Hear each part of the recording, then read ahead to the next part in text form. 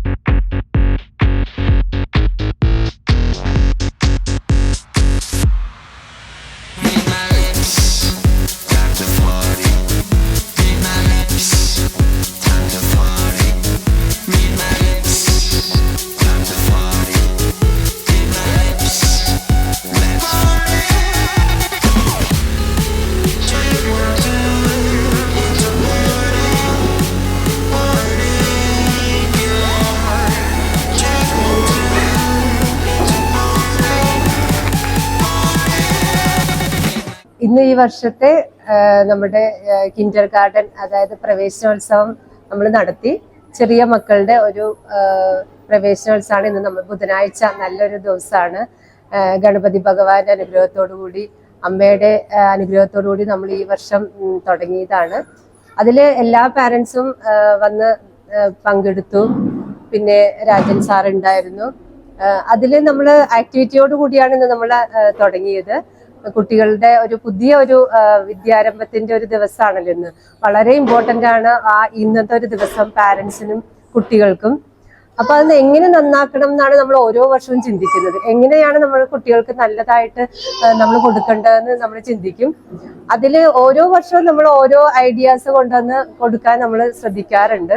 അപ്പൊ ഈ വർഷത്തെ നമ്മൾ ആക്ടിവിറ്റിയിലൂടെ കുട്ടികളെ, കാരണം കുട്ടികൾ ഈ വർഷം ഓരോ വർഷം കൂടുമ്പോൾ അഡ്വാൻസ്ഡ് ആവണാണ്.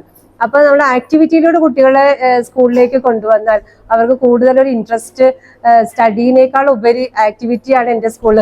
അപ്പൊ മക്കള് പിറ്റേ ദിവസം ഒരിക്കലും കരയാറില്ല. ഇവിടുത്തെ മക്കള് 2-3 വർഷം നമ്മള് കാണാറുണ്ട്, കുട്ടികൾ കരയാറില്ല. നമ്മൾ അല്ലെങ്കിൽ ഒരാഴ്ചയൊക്കെ കരയും. പക്ഷെ ഇപ്പോ കുട്ടികള് പിറ്റേ ദിവസം തന്നെ അത് അക്സെപ്റ്റ് ചെയ്ത് കഴിഞ്ഞ് ഒരാഴ്ച ആ ഒരു ഒരു ബ്രിഡ്ജ് കോഴ്സ് ഉണ്ട്, അത് കഴിഞ്ഞാൽ സ്റ്റഡിയിലേക്ക് അവര് വരാറുണ്ട്. അപ്പൊ ആ രീതിയിലുള്ള ഒരു ചിട്ടയായ വിദ്യാഭ്യാസം, വാല്യൂസ് കൊടുത്തുകൊണ്ട് നമ്മൾ അമൃത വിദ്യാലയത്തിലെ എല്ലാ മക്കളെയും നമ്മൾ ഇന്ന് സ്വാഗതം ചെയ്തിട്ടുണ്ട്. നന്ദി, നമസ്കാരം.